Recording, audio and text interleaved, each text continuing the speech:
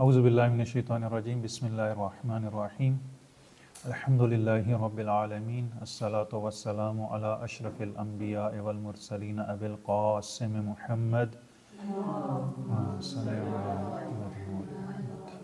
وآلہ الطیبین الطاہرین المعصومین ولعنۃ اللہ علی اعدائہم اجمعین، اما بعد۔ ہمارا آج کا موضوع گفتگو امام صادق علیہ السلام کی سیرت، آپ کی خدمات، آپ کی حیات، آپ کا کردار، آپ کو جو چیلنجز درپیش تھے داخلی طور پر شیعوں کی طرف سے اور جو آپ کا بیرونی دشمن تھا اس کی طرف سے، اور امام علیہ السلام نے کیسے ان چیلنجز کو دور کیا، اور امام علیہ السلام نے اپنے دور کے چیلنجز کو کیسے جو فرصت میں تبدیل کیا، انشاءاللہ ہماری آج گفتگو کا موضوع رہے گا امام صادق علیہ السلام کے محور میں۔ امام صادق علیہ السلام کی اگر ہم شخصیت دیکھیں تو سب سے پہلے آپ کا نام جو ہے وہ جعفر ابن محمد ہے اور آپ کی کنیت ابو عبداللہ ہے، لہٰذا روایات میں جب آپ روایات دیکھیں کہ قال ابو عبداللہ تو اس سے مراد امام صادق علیہ السلام ہوتے ہیں کہ ابو عبداللہ امام صادق علیہ السلام نے فرمایا، تو یہ جو ہے وہ ان کی کنیت۔ اور اس کے بعد جو آپ کی ولادت 80 سن ہجری میں ہوئی، یعنی پہلی صدی کا تقریباً جو وہ آخر بنتا ہے۔ امام زین العابدین علیہ السلام کا دور ہے اور آپ نے امام زین العابدین علیہ السلام کے ساتھ 16 سال گزارے۔ 16 سال تک جو وہ امام علیہ السلام کا دور انہوں نے دیکھا، وہ حجاج کے مظالم اور وہ سارا سخت ترین دور، اس میں اس وقت امام بچپنے میں تھے، اور آپ کی وفات جو وہ 148 سن ہجری میں ہوتی ہے منصور دوانکی کے دور میں، اور منصور دوانکی ہی نے آپ کو زہر دلوایا چونکہ آپ علیہ السلام سے اس کو خطرہ تھا شدید۔ اگرچہ کہا جاتا ہے کہ وہ امام علیہ السلام کے جو وہ مرنے پہ اس نے گریہ کیا تو وہ کیسے قاتل ہو سکتے ہیں، نہیں، یہ اگر اس نے گریہ کیا اور وہ جو روایات اہل سنت نقل کرتے ہیں یہ درست نہیں ہیں، یہ مگرمچھ کے آنسو ہیں کہ خود ہی قتل کرتے ہیں، خود ہی گریہ کرتے ہیں، یہ آئے روز جو ہمیں نظر آتا ہے۔ اور وہ روایات جو صحیح نہیں ہیں جو کہتی ہیں کہ منصور جو ہے امام کا قاتل نہیں، اس نے تو خود جو ہے وہ گریہ کی اور پھر امام نے اس کے نام وصیت کی، نہیں، وہ وصیت کا جو ہے وہ ہدف اور مقصد جو ہے وہ کچھ اور تھا۔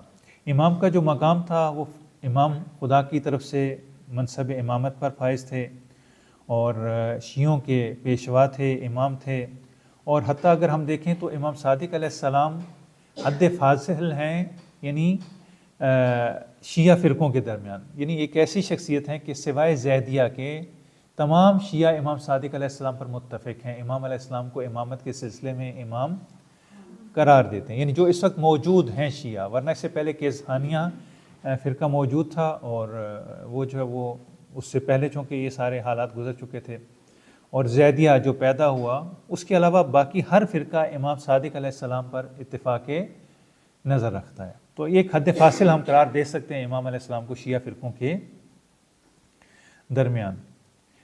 اگر ہم دیکھیں تو علماء کی نظر میں امام علیہ السلام کا علمی مقام کیا تھا، اگرچہ ہم اس کو تفصیل سے ذکر کریں گے، ابھی فقط جو ہم یہ ذکر کرتے ہیں کہ امام علیہ السلام کا جو علمی مقام دوسروں کے ہاں تھا وہ کیا تھا، چونکہ امام علیہ السلام ایک ایسی شخصیت تھے کہ جنہوں نے علم کو، امام باقر علیہ السلام نے اس علم کو پھیلایا اور امام صادق علیہ السلام نے اس کو ادامہ دیا، آگے اس کو بڑھایا اور عروج تک پہنچا، اور بڑی بڑی اہل سنت کی شخصیات جتنے بھی ہیں وہ امام کے سامنے زانو ادب طے کرتے ہوئے نظر آتے ہیں۔ آپ دیکھیے کہ مالک بن انس جو امام ہیں اہل سنت کے، ابو حنیفہ کے بعد جو سب سے بڑی شخصیت ہیں، وہ کہتے ہیں امام علیہ السلام سے بڑے متاثر تھے، کہتے ہیں کہ جب بھی امام علیہ السلام کے پاس جاتا اور ان کی کیفیت بیان کرتے، اور اس میں جو خصوصاً کہتے ہیں کہ میں نے امام کو 3 حالتوں میں دیکھا ہے، جب بھی وہ نماز یا روزے کی حالت میں ہوتے، تلاوت قرآن اور باوضو ہو کر روایت کرتے تھے، اور جب بھی پیغمبر کا تذکرہ ہوتا تھا یعنی امام علیہ السلام کی حالت جو وہ متغیر ہو جاتی تھی پیغمبر کا نام لیتے ہوئے، اور یہ ایسے زاہد تھے کہ خدا کے خوف کے سائے میں زندگی بسر کرنے والے تھے۔ یہ امام مالک کا جو ہے وہ امام علیہ السلام کے بارے میں کہنا ہے۔ عمر ابن مقدام یہ ایک شخص ہے، نمایاں شخصیت ہے اس دور میں، وہ کہتے ہیں کہ آپ کو دیکھ کے ایسے پتہ چلتا ہے کہ آپ تو نسل انبیاء میں سے ہیں، یعنی نسل انبیاء ایسی ہوتی ہے۔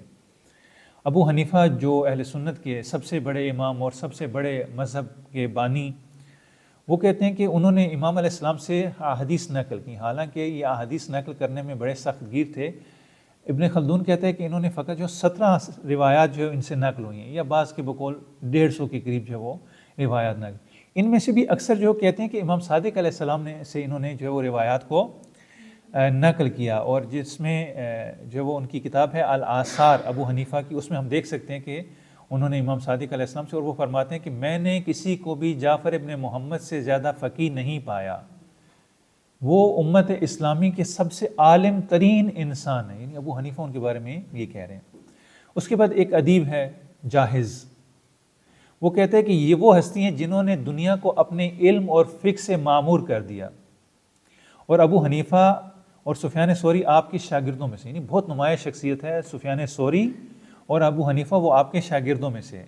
شہرستانی جس نے کتاب الملل والنحل لکھی فرقوں کے اوپر، وہ اس میں کہتے ہیں امام علیہ السلام کی علمیت اور افضلیت کا اعتراف کرتے ہو کہ آپ اپنے دینی مسائل میں معاملات میں بے پایاں علم اور دانش اور حکمت کے مالک ہیں۔ اس کے بعد جو شیخ مفید کہتے ہیں کہ علماء اسلام نے اہل بیت میں سے کسی سے بھی آپ کے برابر حدیث نقل نہیں کی، یعنی جتنا اہل سنت نے، تمام فرقوں نے، چاہے شیعہ ہوں چاہے غیر شیعہ ہوں، حدیث میں جتنا استفادہ امام صادق علیہ السلام سے کیا گیا کسی اور امام سے نہیں کیا گیا۔ لیکن حیف ہے کہ اس کے باوجود امام علیہ السلام کی احادیث صحیح بخاری اور مسلم میں نہیں ملی، حالانکہ انہی محدثین کے یہ استاد ہیں، لیکن تعصب کی وجہ سے امام علیہ السلام کی احادیث جو بخاری اور مسلم میں آپ کو نہ ہونے کے برابر ملیں گی۔ اسی طریقے سے ہمارے ایک معاصر عالم دین ہیں جو گزر گئے، ابن زہرہ، وہ کہتے ہیں کہ تمام تر، یعنی ہم یہ جو گروہی اور فرقی اختلاف ہے، اس کے باوجود علماء کے درمیان امام صادق کے علم و فضل کے بارے میں جو اتفاق پایا جاتا ہے کہ آپ سے بڑھ کر کوئی علمی شخصیت نہیں تھی، یہ امام علیہ السلام کا علمی مقام ہے۔ اور اس کے بعد جو وہ امام علیہ السلام کی اگر ہم فقہی شخصیت دیکھیں اب علماء سے ہٹ کر، تو امام کے بارے میں علماء کی نظر اگر ہم دیکھیں تو اسی کی روشنی میں ہم کہہ سکتے ہیں کہ اہل سنت میں حدیث کی روایات جو ہے وہ فقاہت کے اعتبار سے جو ہے وہ امام کو ایک اہم مقام حاصل ہے، اور بہت ساری روایات اہل سنت کی کتابوں میں جیسے تہذیب و تہذیب ان کی ایک کتاب ہے، اس میں ہمیں یہ روایات جو وہ مل جائیں گی، اور یہ روایات جو وہ کسی ایک ٹاپک پہ نہیں ہیں، یہ فقہ کے بارے میں بھی ہیں، یہ اخلاق کے بارے میں بھی ہیں، یہ کلام کے بارے میں بھی ہیں، اور دوسرے موارد میں بھی، سیرت کے موارد میں بھی یہ احادیث ہمیں مل جاتی ہیں۔ کلام کے مورد میں مثلا امام علیہ السلام اس دور میں ایک بڑا اہم مسئلہ جو تھا وہ یہ تھا کہ آیا انسان مجبور ہے یا مختار ہے؟ تو امام علیہ السلام نے کہا کہ ایک جو طرفدار طبقہ تھا بنو امیہ کا، انہوں نے اس عقیدے کو پرموٹ کیا کہ انسان مجبور ہے، وہ کچھ بھی نہیں کر سکتا، جو کرتا ہے وہ خدا کرتا ہے۔ تو لہٰذا جو وہ ان کی یہ نظر تھی، اور اس کے مقابلے میں ایک دوسرا گروہ پیدا ہوا جنہوں نے کہا کہ نہیں، یہ غلط ہے، یہ حکمرانوں کے ظلم کی توجیہ کے لیے یہ عقیدہ گھڑا گیا کہ حکمران جو کچھ مرضی کرتے رہیں، آپ ان کے مقابلے میں کچھ بھی نہ کریں، آپ نے بس خاموشی سے ان کے ظلم و ستم کو سہنا ہے کہ خدا آپ کو قیامت کے دن اجر دے گا، اور خیر اور شر جو بھی ہوتا ہے، اب یہ آپ کے ساتھ اچھا ہو رہا ہے یا برا ہو رہا ہے، یہ سب خدا کے ہاتھ میں ہے، آپ کے اختیاری میں نہیں ہے، تو آپ کچھ کر ہی نہیں سکتے۔ یعنی تاریخ اسلام میں ظالم حکمرانوں کے لیے اس عقیدے سے بہتر ٹول کوئی نہیں تھا۔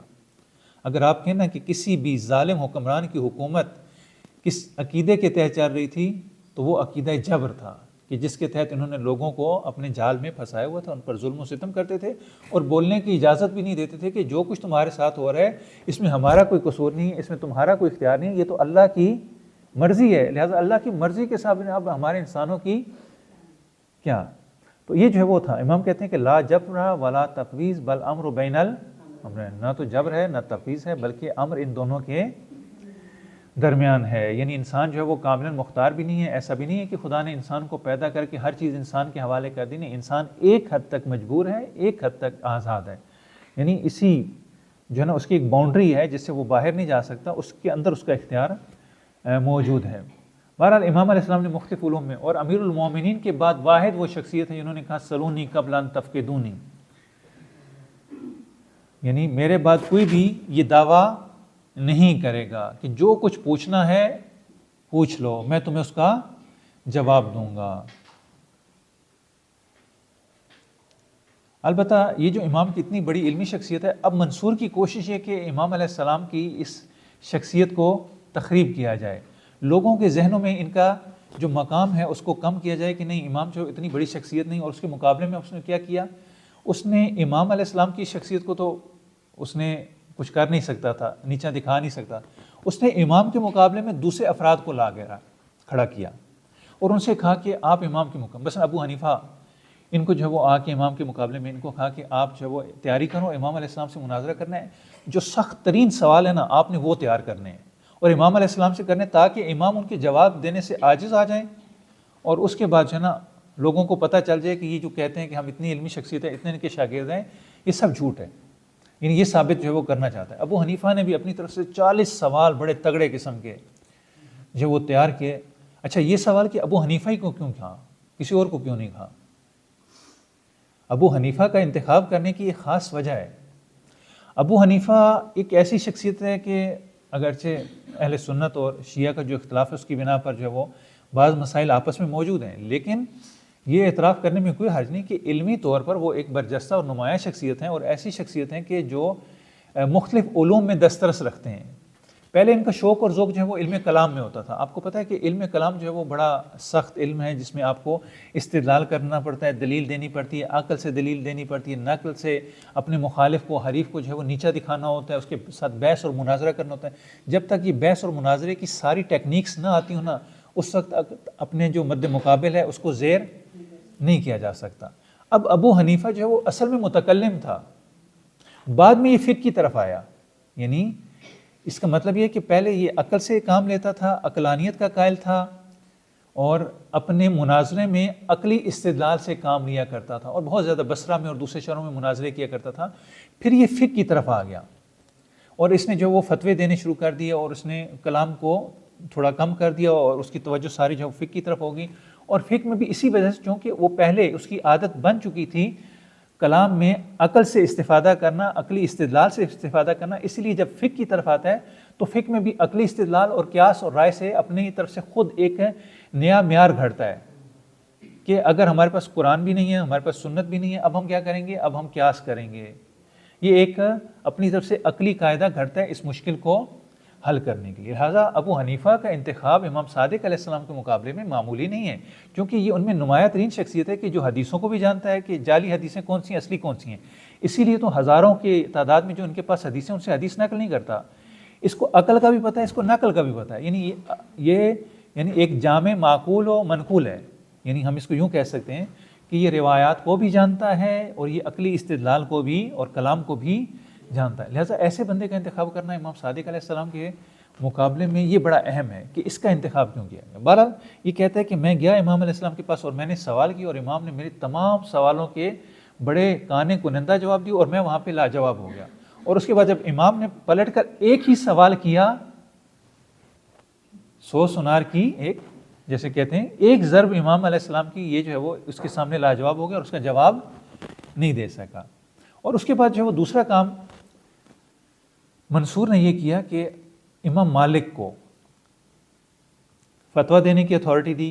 کہا کہ میں آپ کی فقہ کو پوری دنیا میں, جو دنیا اسلام ہے اس میں پھیلا دوں گا اور قرآن کی طرح جیسے قرآن لوگوں کے گھروں میں ہوتا ہے, لوگ قرآن پڑھتے ہیں, ایسے آپ کی کتاب بھی ہر گھر میں موجود ہوگی, لوگ آپ کی کتاب پر عمل کریں گے.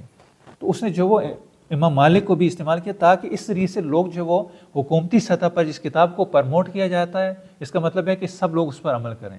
یعنی امام مالک کی کتاب کو پرموٹ کیا گیا, حکومتی سطح پر اس کا پرچار کیا گیا, لوگوں کو کہا گیا کہ آپ نے اس کتاب پر عمل کرنا, تاکہ اس ذریعے سے امام صادق علیہ السلام کا علمی مقام اور حیثیت اور ان کا جو نفوذ لوگوں میں ہو رہا ہے وہ نفوذ کم ہو جائے, اور اس کے بجائے جو ہے دوسرے لوگوں کا جو درباری علماء ہیں ان کا نفوذ جو ہے وہ زیادہ ہو جائے. تو یہ جو منصور نے ایک کام کیا امام علیہ السلام کے, اور دوسرا جو شاید ان کے پیچھے بھی بعید نہیں ہے کہ یہی عباسی خلفاء ہوں جیسے ابھی بھی ہوتا ہے. البتہ امام رضا علیہ السلام کے دور میں ایسے ہی کہ یہ جو فرقے بنتے ہیں ان فرقوں کے پیچھے خود مامون ہیں شیعہ سنی فرقے, چونکہ وہ ان فرقوں کو بنا کے ان کو آپس میں لڑا کے الجھانا چاہ رہے ہیں تاکہ وہ اپنی سیاست میں مشغول رہیں اور کوئی ان کی طرف توجہ نہ کرے. تو یہاں پر بھی بعید نہیں ہے کہ اس کے پیچھے خلافی عباسیہ ہوں, اور وہ انہوں نے کیا کیا. اب یہاں پہ ایک بڑی جو مشکل چیز ہے انشاءاللہ اس کو تفصیل سے ذکر کریں گے, غالی. اب یہ غالی طبقہ بھی جو ہے نا یہ باعث بنا کہ امام علیہ السلام کی حیثیت اور مقام کم ہو جائے. یہ کیا کرتے تھے, یہ امام علیہ السلام امام علیہ السلام سے جو جھوٹی روایات جو وہ نقل کرتے تھے، تاکہ اس کے ذریعے سے امام علیہ السلام کی حیثیت لوگوں کو پتہ چلے یہ کیسی جو ہے وہ بیہودہ سی امام نے نقل کی، نعوذ باللہ۔ تو لوگ اس طرح اگر ایک آپ روایت نقل کریں، آپ کہیں کہ جی فلاں عالم نے یہ کہا ہے، اب بندے کیا کہیں گے، یار اتنا بڑا عالم ہے اتنی چھوٹی بات کر رہے ہیں، تو اس سے کیا امام کا مقام جو ہے لوگوں کی نظروں میں گر جائے گا، یا ان کی ایسی توجیہ اور تعویل کرنا کہ لوگوں کو اسلام سے دور، ان کو یعنی موقع فراہم کرنا کہ وہ امام علیہ السلام پر انگلی اٹھائیں، امام کی تعلیمات پر انگلی اٹھائیں۔ مثلا ایک مشہور غالی ہے بیان بن سمعان، اس کو بعد میں پھانسی دے دی گئی بنو امیہ کے دور میں۔ یہ کیسانی اور غالی، کیسانیہ کے جو غالی تھے ان میں سے ایک غالی جو ہے وہ بیان بن سمعان ہے۔ یہ کہتے ہیں کہ نماز اور روزے کا اصلی مطلب امام ہے، نماز سے مراد آپ کو نماز پڑھنے کی ضرورت نہیں ہے، بس آپ امام کو مان لیں یہی نماز ہے اور یہی روزہ ہے۔ جیسے ہمارے ابھی بھی لوگ کہتے ہیں کہ بس یہ عزاداری ہماری نماز اور روزہ ہے، یعنی ہم جو ہے وہ اگر نماز کا وقت آ گیا تو آذان نہیں دیں گے، کیوں؟ ہماری یہی عزاداری ہے، نماز کی قضا ہے، عزاداری کی قضا نہیں ہے، لہٰذا جو ہے وہ ہم عزاداری کریں گے نہیں، نماز اور عزاداری میں کوئی ٹکراؤ نہیں ہے۔ اور اس کے علاوہ جو ہے وہ امام علیہ السلام کی روایات کو نقل کرنے میں رکاوٹ ہے کہ امام علیہ السلام کی روایات کو نقل نہ کیا جائے۔ مالک بن انس کے بارے میں کہا گیا کہ کوئی بھی جو وہ امام جعفر صادق علیہ السلام سے روایت کو نقل نہ کرے، حکومتی سطح پر باقاعدہ جو وہ منع کیا۔ اور اس کے بعد جب امام مالک نے وہ حکومتی عہدہ سنبھالا، پہلے یہ امام سے روایت نقل کرتے تھے، لیکن حکومتی عہدہ سنبھالنے کے بعد انہوں نے کبھی امام سے روایت نقل نہیں کی، یعنی اس کی وجہ یہ تھی کہ روکا گیا کہ آپ نے امام سے روایت نقل نہیں کرنی۔ اور دوسرا یہ کہ ایک شخص ہے حفص بن غیاث، یہ حدیث بیان کرنے کی غرض سے جو ہے وہ بصرہ گیا۔ بصرہ میں آپ کو معلوم ہے کہ عثمانی مذہب جو ہے وہ زیادہ، اس کو شام صغیر بھی کہتے ہیں بصرہ کو، کیونکہ اس میں عثمانیوں کی بنو امیہ کے طرفداروں کی تعداد جو ہے وہ بہت زیادہ ہے۔ تو جب یہ وہاں پر گیا کہ میں وہاں جا کے حدیث کو بیان کروں، تو اس سے کہا گیا کہ آپ نے جعفر ابن محمد یعنی امام صادق علیہ السلام کی حدیث نقل نہیں کرنی۔ یعنی باقاعدہ بصرہ میں ایک شخص حدیث بیان کرنے جاتا ہے اور اس کو وہاں کے لوگ پہلے منع کر دیتے ہیں، دیکھو بھیا اگر آپ نے حدیث بیان کرنی ہے تو کرتے رہنا، لیکن امام جعفر صادق کی حدیث نہیں ہونی چاہیے، وہ آپ کو اجازت نہیں ہے کہ آپ یہاں بصرے میں امام علیہ السلام کی حدیث بیان کریں۔ یہ جو ہے وہ امام کا علمی شخصیت اور مقام ہے، اور اس کے مقابلے میں خلفاء کے وہ اقدامات ہیں کہ جنہوں نے کوشش کی کہ کسی بھی طریقے سے ان مشکلات کو کھڑا کیا جائے اور امام علیہ السلام سے لوگوں کو دور کیا جائے تاکہ ان کا اثر و رسوخ اور نفوذ جو ہے وہ کم ہو سکے۔ اب ہم دیکھتے ہیں کہ امام علیہ السلام اور جو شیعہ ہیں ان کا آپس میں کیسا تعلق ہے۔ شیعہ اس دور میں باوجود اس کے کہ امام باقر علیہ السلام نے ایک عرصے تک کام کیا، امام زین العابدین نے ان کی تشکیل نو کی، تنظیم نو کی، اور بہت زیادہ شیعوں پہ فوکس کیا، ان کی تربیت کی، ان کو تعلیم دی، انہیں آپس میں اتحاد کرنے کی جو ہے وہ تاکید کی، انہیں جو ہے وہ بہت سارے جو ہے نا لحاظ سے امام علیہ السلام کی کوشش تھی، لیکن یہاں پر جو شیعوں کے درمیان اختلاف بڑھ جاتا ہے۔ یعنی امام علیہ السلام ایک بہت بڑی علمی شخصیت کے مالک ہیں، اہل سنت بھی آپ کے شاگرد ہیں، شیعہ بھی آپ کے شاگرد ہیں، شیعہ آپ کو امام مانتے ہیں، لیکن شیعوں میں اختلاف بہت زیادہ ہے۔ یہ اختلاف امام صادق علیہ السلام کے دور میں بہت واضح نظر آتا ہے امام کے اصحاب میں، اور اس کی ایک وجہ یہ کہ ہم دیکھیں کہ اختلاف کہیں پر بھی جو ہے واقع ہو تو اس کی ایک وجہ یہ کہ اتھارٹی کا نہ ہونا۔ اگر کہیں پر اتھارٹی ہو تو وہ اتھارٹی لوگوں کو کنٹرول کر لیتی ہے۔ جیسے ابھی دیکھیں کہ یہاں پہ احتجاج ہوتا ہے، احتجاج میں چونکہ علماء کی اتھارٹی نہیں ہے، اب جس کا جو جی چاہتا ہے وہاں پر وہ کرتا ہے، اور اس کے بعد وہ سارا ہنگامہ کھڑا ہو جاتا ہے۔ یہ احتجاج آپ کا حق ہے، لیکن ہنگامہ کرنا یہ درست نہیں ہے۔ اس سے کیا ہوگا، آپ کا احتجاج بھی منفی سمت میں چلا جائے گا۔ تو اس کی وجہ کیا ہے، کیوں یہ سب واقعات پیش آتے ہیں؟ چونکہ اتھارٹی نہیں ہوتی۔ اگر ایک اتھارٹی ہو کہ آپ جو وہ ہاتھ سے بھی روک سکیں، آپ ان کو بائی فورس روک سکیں اور لوگوں کی تربیت کر سکیں، تو بہت ساری جو ہے، چونکہ بہت سارے ایسے ہوتے ہیں کہ جو ہے صرف باتوں سے نہیں مانتے، کچھ لاتوں کے بھوت بھی ہوتے ہیں کہ جو باتوں سے نہیں مانتے، یعنی کثرت سے آپ کو ایسے لوگ نظر آئیں گے۔ تو امام علیہ السلام اتھارٹی نہ ہونے سے شیعوں میں اختلاف، ہر بندے کی جو اپنی مرضی جو جی چاہتا ہے وہ کرتا ہے۔ جیسے ابھی پاکستان میں دیکھ لیں ہمارے کتنے گروپ ہیں، جیسے وہ پہلے کشمیریوں کے بارے میں کہا جاتا تھا کہ جہاں پہ ایک کشمیری ہو وہاں پہ پارٹی بن جاتی ہے، اور جہاں پہ دو اکٹھے ہو جائیں پارٹیشن ہو جاتا ہے۔ یہ کشمیریوں کی خود کشمیری کہتے تھے کہ جہاں پہ ایک کشمیری ہو وہاں پہ پارٹی بن جاتی ہے، جہاں پہ دو کشمیری ہو پارٹیشن ہو جاتا ہے، یعنی وہ خود ہر بندہ تحریک بن جاتا ہے۔ آج ہمارے درمیان خود پاکستان میں دیکھ لیں کیوں اختلاف ہے، اتنے گروہ کیوں ہیں؟ اچھا یہ گروہ آپ کو ایران میں کیوں نظر نہیں آ رہے؟ آج ایران میں پوری قوم جو ہے وہ اکٹھی آپ کو روڈوں پہ نکلی، جو حتیٰ کوئی تھوڑے بہت مخالف تھے وہ بھی اب ساتھ مل گئے ہیں، یعنی پوری قوم یک زبان جو ہے نا، انہوں نے ان کا پلان فیل کر دیا۔ وجہ کیا ہے؟ وجہ اتھارٹی ہے۔ آپ کو وہاں پہ ذاکر ہیں، وہاں پہ آپ کو ذاکروں کے اتنے دھڑے ملیں گے؟ نہیں ملیں گے۔ علی ولی اللہ کا مسئلہ اتنا اچھلتا ہوا ملے گا؟ نہیں ملے گا۔ ولایت تکوینی کا مسئلہ اس طریقے سے جو آپس میں اختلاف ملے گا؟ نہیں ملے گا۔ اور اتنے چھوٹے چھوٹے ہمارے ہاں جو مسائل اور لایانی قسم کے ہیں وہ ایران میں آپ کو کیوں؟ وہاں پہ ایک اتھارٹی ہے۔ ہمارے پاکستان میں کوئی اتھارٹی نہیں ہے، ہر بندہ اپنی جگہ اتھارٹی ہے، ہر بندہ اپنی جگہ مجتہد بنا ہوا ہے، اپنے تئیں جو اس کی اپنی شریعت اس نے جاری کی ہوئی ہے۔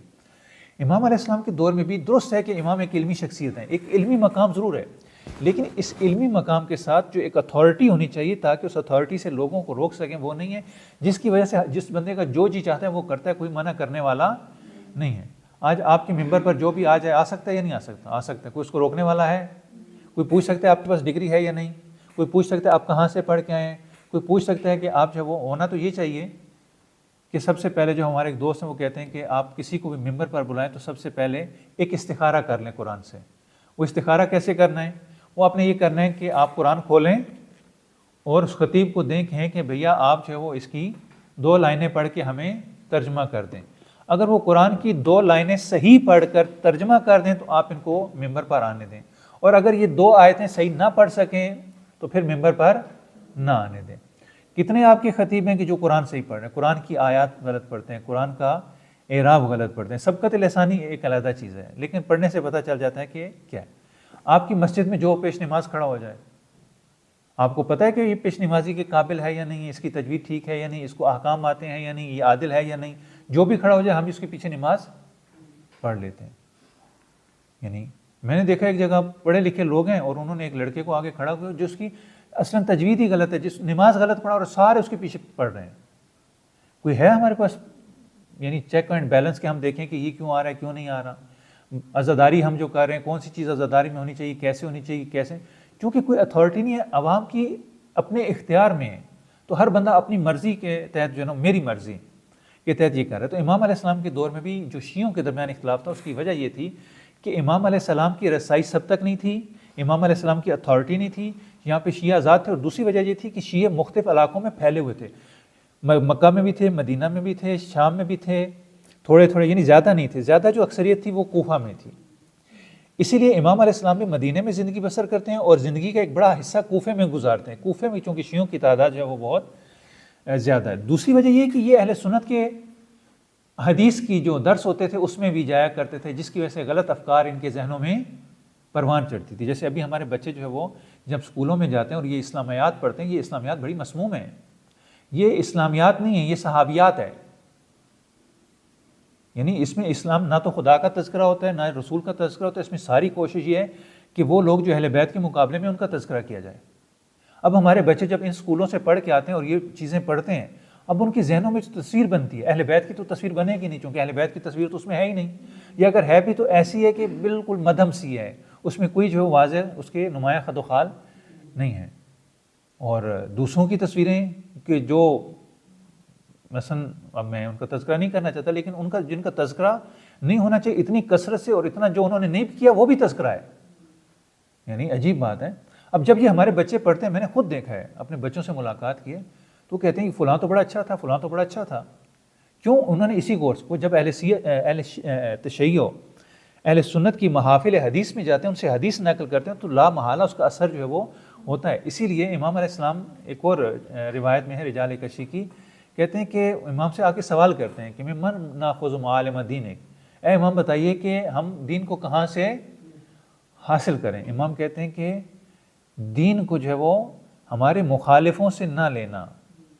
کیوں؟ کیونکہ انہوں نے خیانت کی ہے خدا کے ساتھ، خدا کے رسول کے ساتھ، انہوں نے تعدی کیا ہے، خیانت کی ہے، لہٰذا ان سے نہیں لینا، تو لہٰذا ان سے دور رہا جائے۔ اسی طریقے سے اصول کافی میں آپ دیکھ لیں، مرحوم کلینی 3 معیارات بتاتے ہیں حدیث کو صحیح ہونے کے۔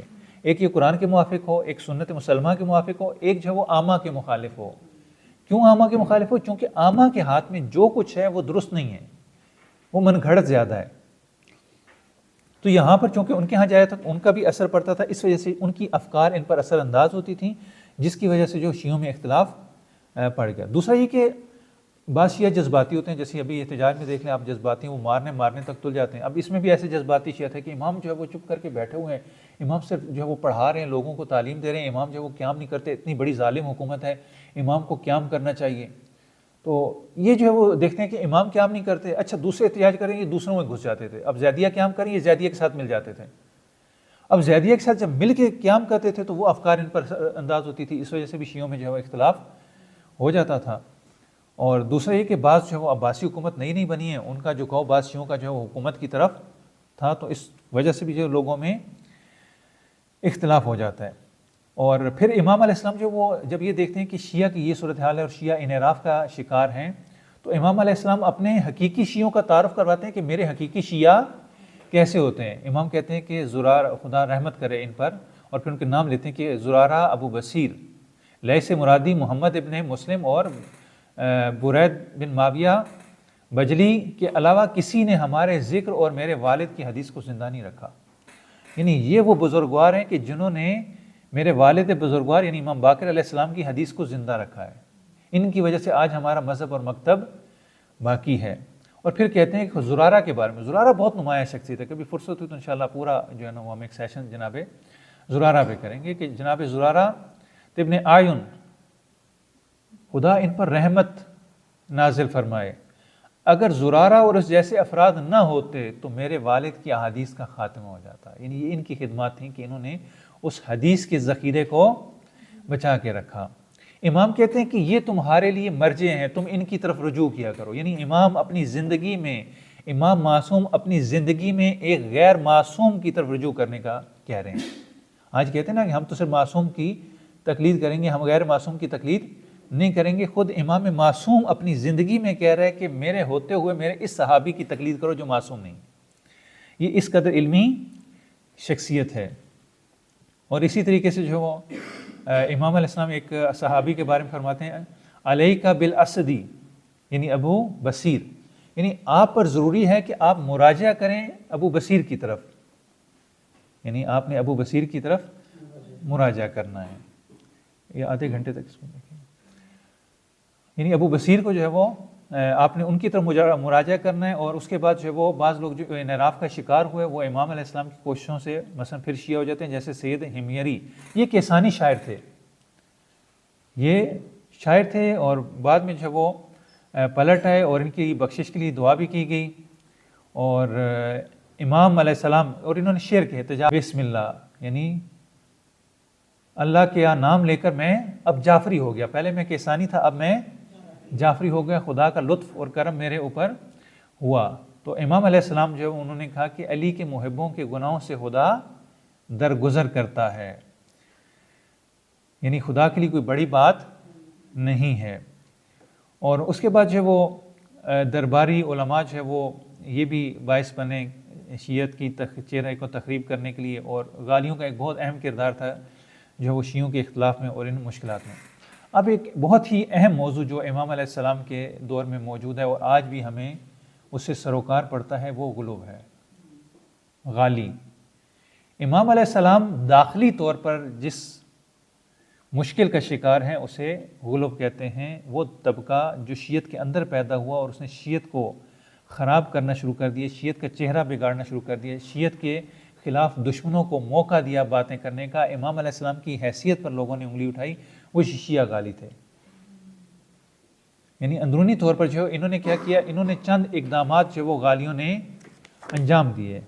اگر ہم دیکھیں کہ غالیوں نے کیا کچھ کیا تو یہ بڑی خطرناک قوم ہے، اس سے جو وہ ہمیشہ بچ کے رہنا چاہیے، کیونکہ ہمیشہ انہوں نے کوشش کی کہ کسی طریقے سے بھی جو ہے وہ شیعت کو خراب کیا جائے۔ اس کی وجہ کیا، غلو کی وجہ کیا ہے؟ غلو کی وجہ محبت میں افراط ہے۔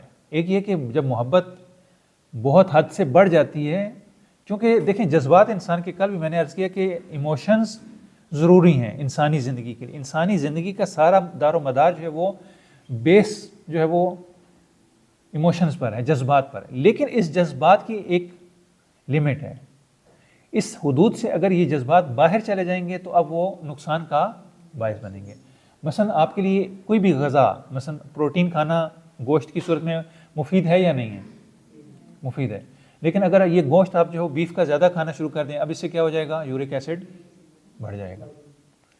اب یہ چیز تو اچھی تھی، تو یہ یورک ایسڈ کیوں ہو گیا؟ زیادہ روی سے، افراط سے. بس ہر چیز میں اعتدال کی ضرورت ہوتی ہے، چاہے محبت ہو، چاہے نفرت ہو، چاہے کھانا ہو، چاہے پینا ہو. اب یہاں پر جب یہ محبت حد سے آگے بڑھ جاتی ہے، جیسے گوشت زیادہ اوور ایٹنگ سے کیا ہوتا ہے؟ یورک ایسڈ پیدا ہونا شروع ہو جائے. اسی طریقے سے محبت جب آگے بڑھتی ہے اور وہ عقل کی جو لمٹ ہے اس کو کراس کر جاتی ہے، تو یہاں پر جو کیا ہوتا ہے؟ مشکل پیدا ہوتی ہے اور انحراف شروع ہو جاتا ہے. اب یہ محبت جو ہے وہ بالکل اس کی ڈائریکشن چینج ہو جاتی ہے. تو یہاں پر بھی یہی ہوا کہ محبت کی وجہ سے، محبت میں افراط کی وجہ سے، زیادہ روی کی وجہ سے جو وہ اب کہتے ہیں کہ ائمہ اہل بیت سے محبت کی کوئی حد نہیں ہے. نہیں، کس نے کہا حد نہیں ہے؟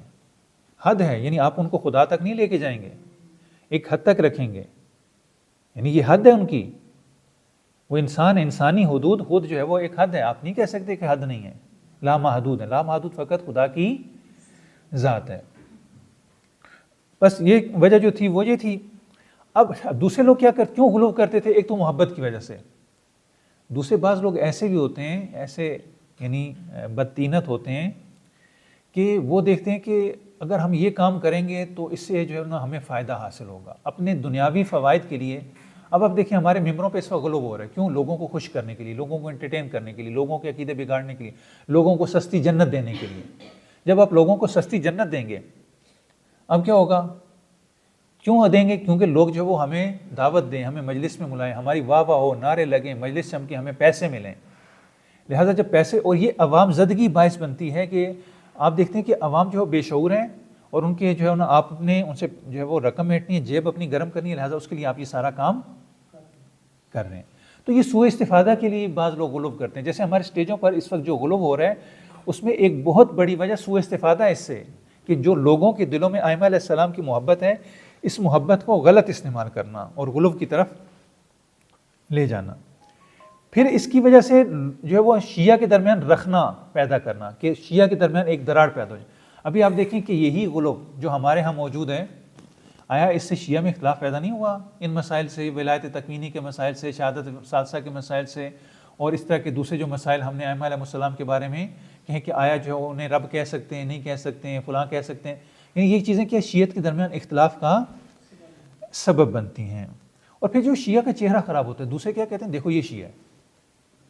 اب وہ خطیب کو لیتے ہیں جو عربی غلط پڑھ رہا ہے، جو قرآن غلط پڑھ رہا ہے، جو اپنی طرف سے چیزیں کھا رہا ہے، کہتے ہیں دیکھو شیعہ ایسے ہوتے ہیں. اب جنہوں نے شیعہ کو نہیں پڑھا، شیعہ کو نہیں جانتے، وہ کیا کریں گے؟ وہ کہیں گے ہاں شیعہ تو ایسے ہوتے ہیں، یہ تو ان کا خطیب یہی کہہ رہے ہیں. اور اس کے بعد جو ہے وہ اس کا ایک اور جو نقصان ہے کہ وہ یعنی جب آپ یہ کام کرتے ہیں تو آپ جو سواد اعظم ہے یعنی مسلمانوں کا جو عمدہ دھڑا ہے، اس سے آپ کو علیحدہ کر دیا جاتا ہے کہ یہ تو مسلمان ہی نہیں ہے. یعنی یہ ان چیزوں کو بہانہ بنا کر ان کو اسلامی دھڑے سے دور کر دیا جاتا ہے. اور دوسرا اس کی ایک اور نقصان یہ ہے پھر اس کے بعد کہ بے عملی میں اضافہ ہوتا ہے. یعنی آپ دیکھیں کہ جہاں پر بھی غلو ہوگا وہاں پر جو وہ عمل، کردار، اخلاق، اس کی خدا حافظی ہے.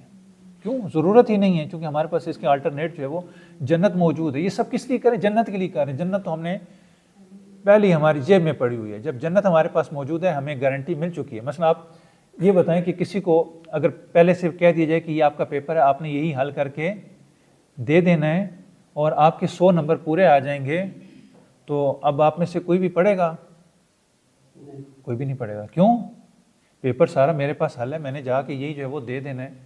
اور اس کا نتیجے میں مثلا آپ کو پھر یہ بھی کہا جائے کہ نتیجہ بھی اس کا مشخص ہے، آپ کے 100 نمبر بھی آ گئے اور اس کی بنا پر آپ کو فلاں جگہ ہم یہ جو پوسٹ بھی دے دیتے ہیں. اب جس کو پہلے سے پوسٹ جو ہے وہ مل چکی ہے، ڈگری اس کے ہاتھ میں آ چکی ہے، چاہے اصلی ہو یا نقلی، اب اس بندے نے پڑھنا ہے؟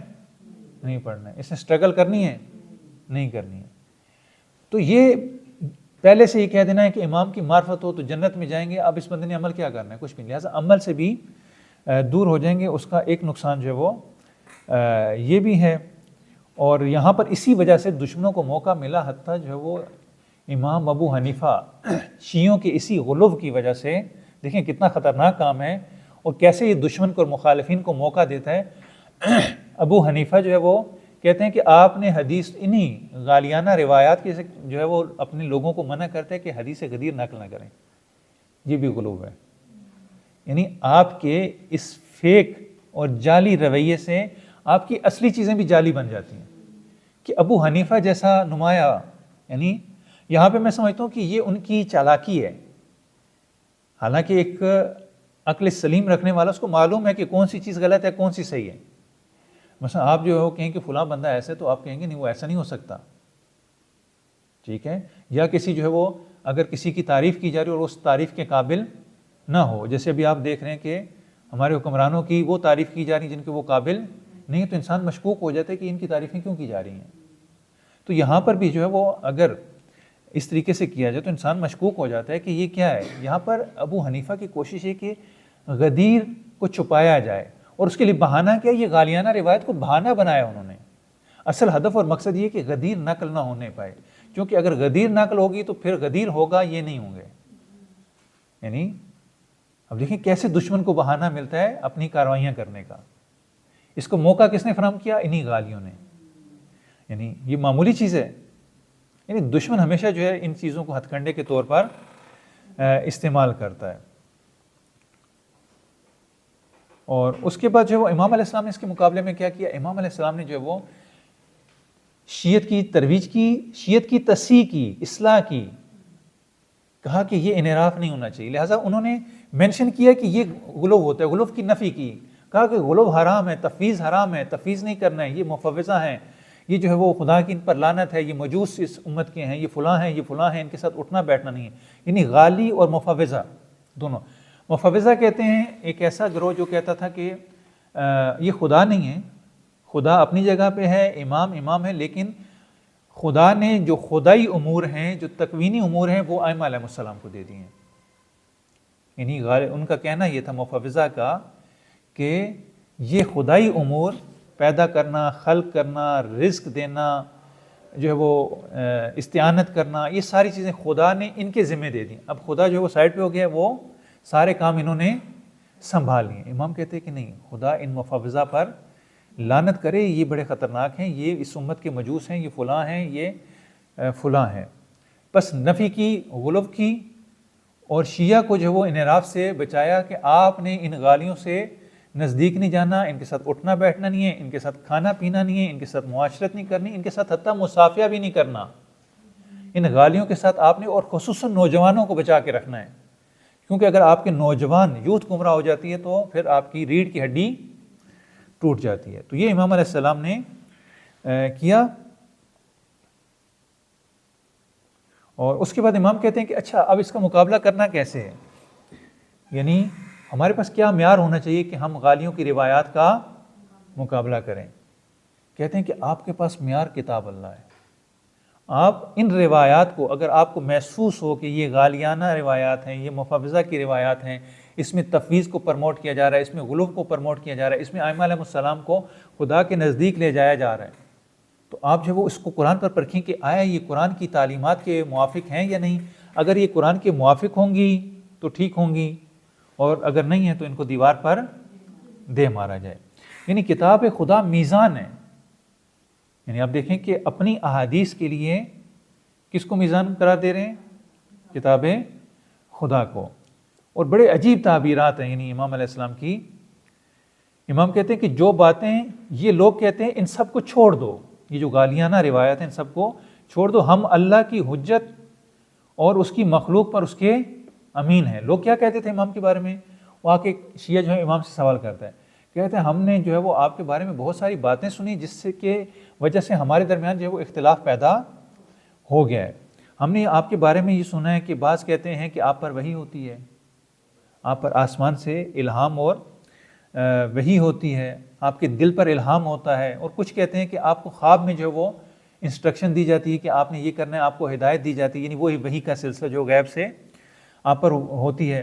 اور بعض کہتے ہیں کہ آپ اپنے آباء و اجداد کی کتابوں سے فتویٰ دیتے ہیں، یعنی وہ آپ کے علم کا منبع جو ہے وہ آپ کے آباء و اجداد کی کتابیں. یہ ساری باتیں ہم سنتے ہیں تو ہم اب کریں تو کیا کریں؟ امام کہتے ہیں کہ یہ جو کچھ بھی کہتے ہیں یہ سب جو ہے وہ غلط ہیں، ان سب کو چھوڑ دو. ہم صرف جو ہے وہ اللہ کی حجت ہیں اور اس کی مخلوق ہیں اور اس کے امین ہیں، اور ہمارے جو حلال و حرام ہے وہ کتاب خدا سے ہی ہے، یعنی ہم جو کچھ بھی بیان کرتے ہیں وہ کتاب خدا سے باہر نہیں ہے. لہٰذا تم بھی میزان قرار دو کتاب خدا کو. ہمارے پاس بھی جو ہے وہ فقط اور فقط یہی ہے. اور امام اپنے شیعوں سے یہ تقاضا کرتے ہیں کہ آپ ان غلط عقائد کو ماننے اور ان کی پیروی کرنے سے پرہیز کریں، اور اس کے لیے ضروری ہے کہ پہلے صحیح اور غلط عقائد کا پتہ بھی ہونا چاہیے کہ صحیح عقائد کیا ہیں، غلط عقائد کیا ہے. اگر ہمیں صحیح اور غلط عقائد کا پتہ ہی نہ ہو، اگر ایک بندہ بازار میں ایک چیز لینے جاتا ہے اور اس کو اصلی برانڈ اور نقلی کی پہچان نہیں ہے، وہ کیسے لے گا؟ پہلے اس کو یہ معرفت تو ہونی چاہیے کہ صحیح کیا ہے اور غلط کیا ہے. اس کے بعد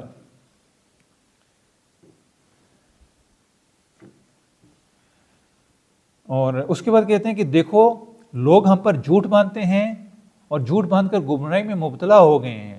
گویا خدا نے ان پر فرض کر دیا کہ ہمارے اوپر جھوٹ باندھیں. اتنے دھڑلے سے باندھتے ہیں کہ گویا خدا نے انہیں حکم دیا کہ یہ غلط کام کریں. وہ اس کے علاوہ ان سے کچھ بھی نہیں چاہتا، یعنی خدا ان سے بس یہی چاہتا ہے کہ ہمارے اوپر جھوٹ ہی باندھتے رہیں. جیسے ابھی یہ اسٹیج پہ چڑھ کے اتنا اعتماد سے اور خدا کی قسم اور قرآن سامنے رکھ کے ائمہ کی نسبت ایسی احادیث بیان کریں گے اور ایسے مصائب کی روایات پڑھیں گے کہ جو سرے سے موجود ہی نہیں ہیں، اور اتنی بڑی بڑی قسمیں کھائیں گے کہ گویا خدا کی وحی ان پر نازل، خدا ان سے یہی چاہتا ہے. کہتے ہیں میں ان میں سے کسی کے لیے بھی کوئی حدیث بیان کرتا ہوں تو وہ کیا کرتے ہیں، میں نے ایک حدیث بیان کی، وہ مجھ سے اٹھ کر جاتے ہیں اور میں نے جو بات کی تھی اس کے علاوہ مجھ سے بات منسوخ کرتے ہیں، یہ میری بات کو تروڑ مروڑ کر اور پیش کرتے ہیں. امام نے یہ کہا تھا، کہتے ہیں در حالی کہ میں نے کچھ اور کہا تھا، انہوں نے کچھ اور بنا لیا. تو یہ لوگ جو وہ یہ کرتے ہیں. اور امام اب بڑی سخت تعبیر استعمال کرتے ہیں، کہتے ہیں اگر مجھے خدا ان پر غلبہ عطا فرمائے اور میں ان کا خون نہ بہاؤں، ٹھیک ہے، یعنی اگر مجھے غلبہ مل جائے تو میں تو ان کو قتل کر دوں گا. اتنا سخت امام جو ہے وہ ریئیکشن دکھاتے ہیں ان مفوضہ اور غالیوں نے کہا کہ میں ان کا قتل کر دوں گا، اور اگر میں ان کا قتل مجھے یعنی اتھارٹی مل جائے اور میں ان کو قتل کر دوں، لیکن اگر میں ایسا نہ کروں تو خدا میرے ہاتھوں سے میرے بیٹے کو قتل کروا دے. یعنی اگر میرے پاس اتھارٹی ہو تو میں ان کو قتل کر دوں گا، اور اگر میں اتھارٹی ہوتے ہوئے ان کو قتل نہ کروں تو خدایا میرے ہاتھ سے میرے بیٹے کو. یعنی اس سے زیادہ سخت ہو سکتا ہے کہ انسان اپنی اولاد کے بارے میں یہ بات کرے. یعنی اتنی سخت جو وہ غالیوں کے بارے میں امام علیہ السلام کا رویہ ہے. اچھا، اب غالی کرتے کیا تھے، یہ آج ہمارے روزمرہ جو ہے نا اس میں درپیش مسئلہ ہے. آیا ائمہ علیہ السلام کو رب کہہ سکتے ہیں یا نہیں کہہ سکتے؟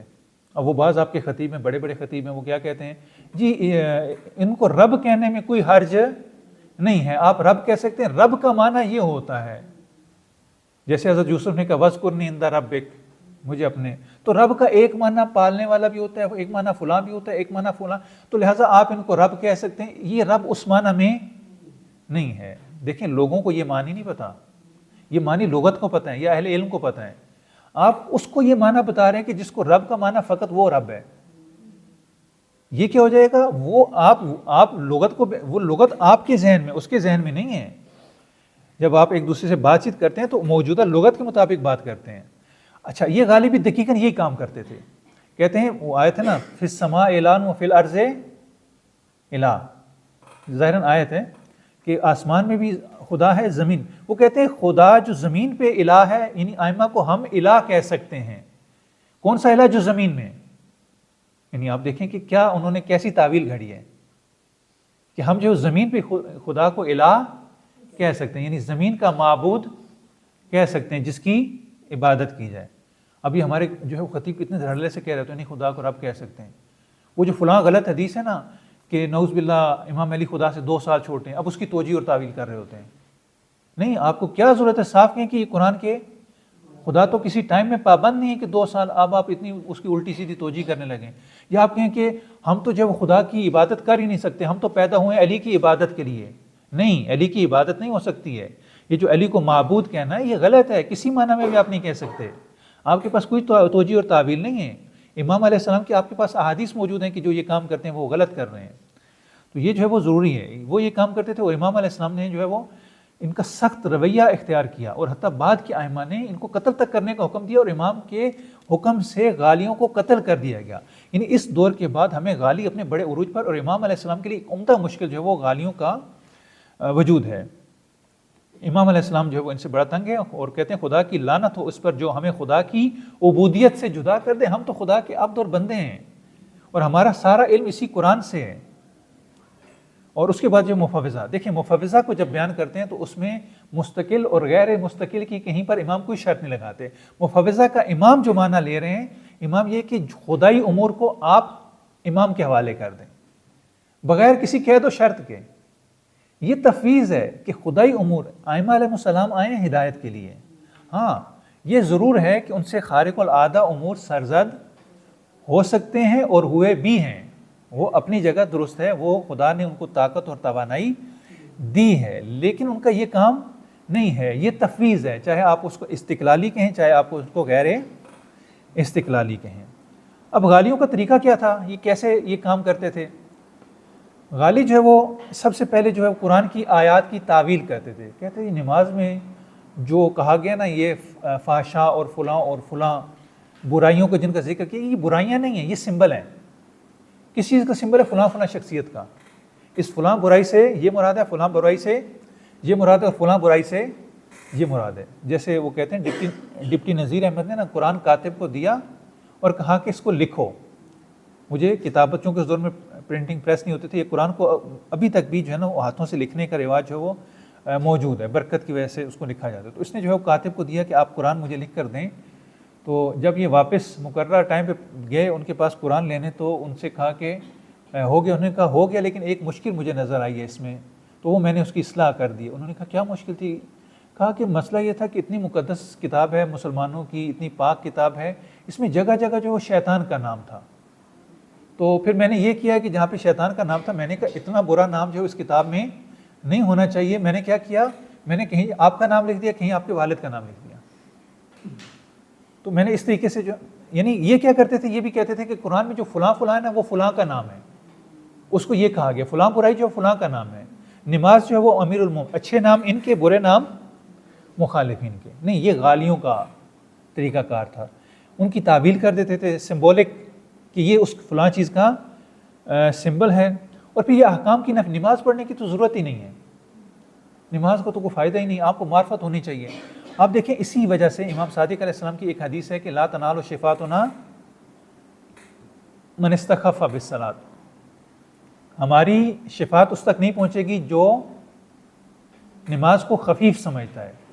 بظاہر اگر اس روایت کو دیکھیں تو ہمیں ایسا پتہ چلتا ہے کہ امام جو ہے وہ نماز کی تاکید کر رہے ہیں، نماز کی اہمیت اور بیان کر رہے ہیں، لیکن حقیقت میں امام علیہ السلام اہمیت بیان کرنے کے ساتھ ساتھ غالیوں کو جواب دے رہے ہیں کہ جو نماز کی نفی کرتے ہیں کہ نماز کا کوئی فائدہ نہیں ہے، پڑھ لیں تب بھی نہ پڑھیں تب بھی کوئی مشکل نہیں ہے۔ امام کہتے ہیں کہ نہیں، جو نماز کو خفیف سمجھے یہ وہ ہم میں سے نہیں ہے۔ یعنی اب آپ غالیوں کی اس ساری کارروائی کے تناظر میں امام علیہ السلام کا دیکھیں، اس حدیث کو جب اس کانٹیکسٹ میں رکھ کے دیکھیں گے اب آپ کو اس حدیث کا معنی بہت زیادہ واضح اور مختلف نظر آئے گا کہ امام کہنا کیا چاہتے ہیں۔ یعنی غالی چونکہ نماز کو ٹارگٹ کرتے تھے، یہود بھی نماز کو ٹارگٹ کرتے تھے، یعنی وہ نماز کو، اس لیے یہود میں نماز نہیں ہے، اس لیے بار بار یہود کو جو قرآن میں تاکید کی جا رہی ہے وہ نماز پڑھنے کی ہے کہ آپ نماز پڑھیں، چونکہ وہ نماز کی نفی کرتے تھے، نماز نہیں پڑھتے تھے۔ تو ایک یہ کام کرتے تھے، پھر یہ کہتے تھے کہ اگر ہمیں امام برا بھلا کہہ رہے ہیں نا کہ فلاں تو غالی ہے، فلاں تو ایسا ہے، فلاں تو ویسا ہے، تو یہ جو کچھ کر رہے ہیں نا یہ امام ہمیں بچانے کے لیے لوگوں کو، تاکہ لوگوں کو پتہ نہ چلے، ہماری جان کو محفوظ کرنے کے لیے یہ کر رہے ہیں۔ دیکھیں کیسی شیطنت کرتے ہیں کہ امام ان کی مذمت کریں، اس مذمت کو اپنے حق میں استعمال کر رہے ہیں۔ تو ایک ان کا حربہ یہ ہوتا تھا۔ پھر یہ لوگوں کے جذبات سے، جیسے میں نے پہلے عرض کیا کہ لوگوں کے جذبات سے سوء استفادہ کرنا، انبیاء کبھی بھی لوگوں کے جذبات سے سوء استفادہ، جو بھی منحرف لوگ ہوتے ہیں وہ ایسے ہی کرتے ہیں کہ لوگوں کے جذبات سے استفادہ کرتے ہیں، ان کو سوچنے سمجھنے کی صلاحیت جو ہے وہ سلب کر لیتے ہیں کہ آپ سوچیں سمجھیں نہیں اور یہ کام کریں۔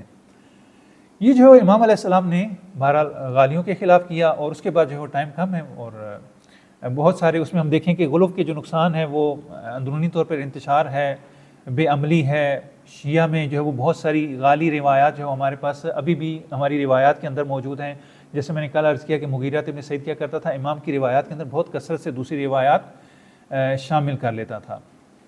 اور اس کے بعد ہم دیکھیں کہ امام علیہ السلام نے جو حدیث میں اہم کام، چونکہ اہل بیت کی جو فقہ ہے وہ احادیث پر مشتمل ہے، اور عمدتاً یہ احادیث جو امام صادق علیہ السلام سے. یہاں پہ اگر ہم مقایسہ کریں شیعہ اور اہل سنت کا تو ہم دیکھیں گے کہ جو اہل سنت کی فقہ ہے، یعنی جو ایک ہرارکی ہوتی ہے آپ کی فقہ میں، طریقہ کار یہ ہوتا ہے کہ بیسک ریسورسز ہوتے ہیں، ان ریسورسز پہ کام کیا جاتا ہے، کوشش کی جاتی ہے، استنباط کیا جاتا ہے، اور وہاں سے جو ہے وہ فتویٰ ایکسٹریکٹ کیا جاتا ہے، یعنی وہاں سے اخذ کیا جاتا ہے.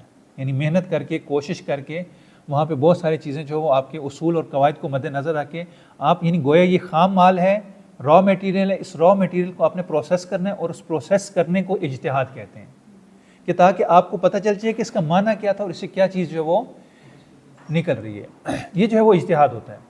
اچھا، اجتہاد جو ہے وہ ہمیشہ آپ کے پاس پہلے کوئی چیز ہوگی تو اس سے ایکسٹریکٹ کریں گے، اخذ کریں گے.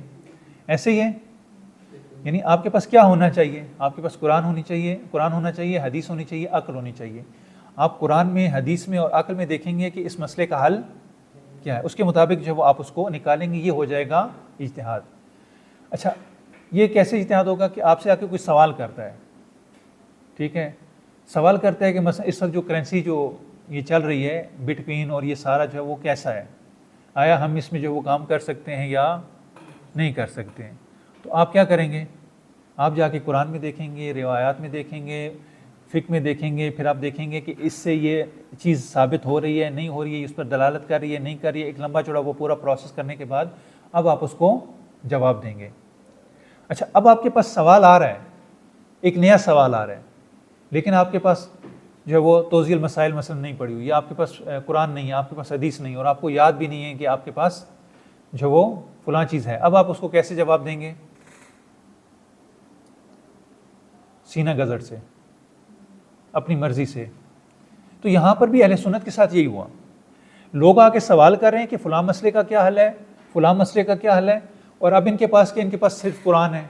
اچھا، قرآن میں تو یہ لکھا ہی نہیں ہے کہ نماز پڑھنی کیسے ہے. قرآن میں ہے کہ نماز پڑھو، یہ نماز پڑھنی کیسے ہے؟ قرآن میں نہیں ہے. یہ نماز کتنی رکعت ہے؟ قرآن میں نہیں ہے. روزہ کیسے رکھنا ہے؟ قرآن میں نہیں ہے.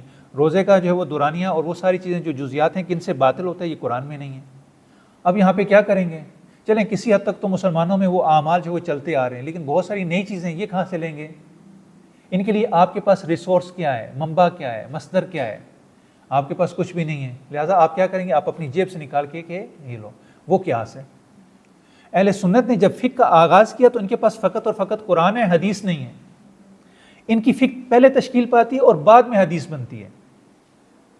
اچھا، ہمارا اس کے برعکس ہے. ہمارا کیا؟ پہلے حدیث ہے، پہلے ائمہ ہیں، ائمہ علیہ السلام کی تعلیمات ہیں، ائمہ علیہ السلام کی تعلیمات حدیث میں ڈلتی ہیں، ان کے سامنے، آنکھوں کے سامنے اصول کی صورت میں آتی ہیں، تصنیف کی صورت میں آتی ہیں، اور اس کے بعد انہی اصول اور تصنیف سے ہماری حدیث کی کتابیں بنتی ہیں.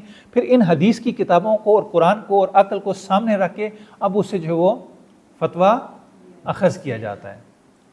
ٹھیک ہے، دیکھیں یہ ہرارکی ہے ہمارے ہاں. ان کے ہاں پہلے فقہ ہے، پہلے فتویٰ ہے، بعد میں حدیث ہے. اسی لیے آپ کو نظر آتا ہے کہ اہل حدیث کے علاوہ باقی جو مکاتب ہیں ان میں حدیث کی کوئی فقہی اہمیت نہیں ہے. اخلاقی اور تاریخی اہمیت ضرور ہے، لیکن کوئی فقہی اہمیت نہیں ہے. لیکن ہماری حدیث ساری کی ساری عمدتاً فقہی اہمیت کی حامل ہے. اسی لیے ہمارا فقہ کا جو پہلو بڑا مضبوط ہے کہ ہماری بیس جو ہے وہ یہیں پر جو ہے وہ یہ دو فرق ہیں اصلی اہل سنت میں، کہ اہل سنت کی فقہ پہلے ہے، حدیث بعد میں ہے. اور اس کا نتیجہ یہ کہ فقہ اور حدیث کا آپس میں کوئی ارتباط نہیں ہے. حدیث کچھ اور کہتی ہے، فقہ کچھ اور کہتی ہے. مثلا حدیث کہتی ہے رفع یدین کرو، فقہ کہتی ہے کہ نہ کرو. حدیث کہتی ہے کہ 3 طلاقیں جو اس سے مراد یہ ہے، یہ کہتے ہیں 3 جگہ آپ نے. فقہ کہتی ہے کہ طلاق طلاق طلاق کہا تو طلاق ہو گئی. حدیث کہتی ہے کہ نہیں، یہ طلاق اتنی آسانی سے نہیں ہوتی، ان شرائط کے تحت جو ہوتی ہے. تو لہٰذا یہاں پہ فقہ اور حدیث میں ایک بہت بڑا، اسی طرح فقہاء اور محدثین میں ایک بہت بڑا گیپ جو ہے ان کے ہاں موجود ہے. لیکن ہمارے فقہاء، ہمارے محدثین ہی ہمارے فقہاء ہیں. مثلا آپ دیکھیں، کیا مرحوم کلینی فقیہ نہیں ہیں؟ فقیہ ہیں. شیخ صدوق من لا یجاز الفقیہ لکھتے ہیں، کیا فقیہ نہیں ہیں؟ نہیں، وہ بھی فقیہ ہیں. تو یہ جو ہے وہ فقہ اور حدیث جو ہماری ایک پیج پر ہے، ایک لائن میں ہے، اس کی الائنمنٹ بالکل صحیح ہے، لیکن ان کی حدیث اور ان کی فقہ الائنمنٹ، اور امام علیہ السلام سارا فوکس یہ کرتے ہیں کہ حدیث جو اس کی تصحیح پر، کیونکہ لوگوں کے ہاتھوں میں غلط احادیث ہیں اور امام جو ہے وہ دیکھ رہے ہیں کہ یہ جو ہے وہ انحراف کی طرف جا رہی ہیں، اور امام جو ہے وہ صحیح احادیث اور شیعوں کو منع کرتے ہیں کہ آپ نے دوسروں کے پاس اٹھنا بیٹھنا نہیں ہے، ان سے حدیث نہیں لینی ہے، کیونکہ ان کی حدیث درست نہیں ہے، وہ مسموم ہے، آپ کو وہ منحرف کر دے گی۔ اور پھر اس کے بعد جو وہ خود وہ بھی جانتے ہیں، امام کے 4000 شاگرد ہیں، اور حتیٰ جو وہ ایک شخص کہتا ہے میں کوفے میں گیا تو میں نے 900 افراد کو کوفے کی مسجد میں دیکھا کہ جو حدثنی جعفر ابن محمد، یعنی وہ امام سے حدیث نقل کر رہے ہیں، 900 افراد کو ایٹ اے ٹائم اس نے مسجد کوفہ میں دیکھا کہ جو امام کا نام لے کر حدیث نقل کر رہے ہیں۔ امام نے حدیث کا بہت زیادہ پرچار کیا، اس لیے اہل سنت کے پاس بہت بڑا ذخیرہ خود امام علیہ السلام کی، ہماری تو ہے ہی۔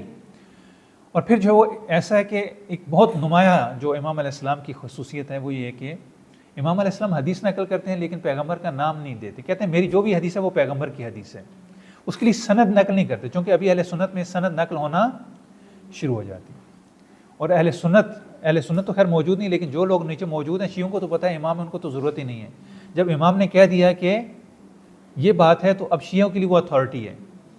اچھا، جو اہل سنت یا دوسرے جن کو آپ کہیں وہ کیا کرتے ہیں، وہ امام سے حدیث نقل کرتے ہیں اور ساتھ اس کی سند خود لکھتے ہیں کہ امام نے اپنے والد امام باقر علیہ السلام سے، انہوں نے اپنے والد امام زین العابدین علیہ السلام سے، انہوں نے اپنے والد امام حسین علیہ السلام سے، انہوں نے اپنے والد امیر المومنین سے، انہوں نے پیغمبر سے جو ہے وہ نقل کیا، اور یوں اپنی اس روایت کا سلسلہ سند خود پیغمبر تک پہنچا دیتے ہیں، اور خود امام بھی کہتے ہیں کہ میں جو کچھ کہہ رہا ہوں میرا قول وہی ہے جو پیغمبر کا قول ہے۔ یہ ایک بہت بڑا امتیاز ہے، اور بھی بہت ساری چیزیں تھیں اس میں۔ امام علیہ السلام کہتے ہیں کہ روایات کی طرف اور شیعوں کو توجہ، حتیٰ جو ہے بعض روایات میں امام سے اور دیگر ائمہ سے بھی شاید جو معصوم سے روایت ہے کہ ہمارے شیعوں کی اگر قدر و منزلت دیکھنا چاہو تو دیکھو کہ وہ حدیث میں ان کا کیا مقام ہے، یعنی حدیث کتنی جانتے ہیں، حدیث حفظ نہیں ہے، کتنی حدیث جاننے اور پرکھنے پر قادر ہیں۔ اسی حساب سے جتنی وہ حدیث کا عالم ہوگا، حدیث کو پرکھنے پر قادر ہوگا، اتنا اس کا ہمارے ہاں درجہ اور مقام ہوگا۔ اور ہمارے ہاں تو حدیث کو جانتا ہی کوئی نہیں، جو جانتا بھی ہے وہ بھی غلط پڑھ رہا ہوتا ہے، الٹی سیدھی حدیث جو ہے وہ ممبر پر سر عام بیان ہو رہی ہوتی ہیں، یعنی اور سارا کا سارا جو ضعیف ترین منبع ہیں، ضعیف ترین کتابیں ہیں، انہی کتابوں سے جو ہے وہ، اور یہ معمولی لوگ نہیں ہیں، یہ قوم اور نجف کے جو ہے وہ بڑے برجستہ اور پڑھے لکھے لوگ ہیں کہ جو یہ کام ابھی فرصت نہیں ہے۔ سیاسی حالات میں دیکھیں تو اس میں اہم جو ہے وہ جناب زید کا قیام ہے کہ جس میں جناب زید کو شکست ہو جاتی ہے اور ان کو شہید کر دیا جاتا ہے، اور پھر 3 دن تک جو ہے وہ کوفہ میں، 3 سال تک کوفہ میں جو ان کا جسد مبارک جو ہے وہاں پہ لٹکایا جاتا ہے، اور اس کو بعد جو یعنی قبر سے نکال کے نبش قبر کر کے جو ہے ان کے ساتھ یہ سلوک کیا جاتا ہے۔ اس کے بعد باقی چیزیں بھی تھیں، لیکن فی الحال جو وقت نہیں ہے کہ ہم ان چیزوں کو، سیاسی حالات کو بعض کو بیان کرتے کہ امام علیہ السلام نے جو حدیث میں خدمات اور کیسے حدیث کو لکھا، انشاءاللہ پھر کبھی فرصت ہو ان چیزوں کو بیان کریں گے۔ وصلی اللہ علی محمد و آل محمد۔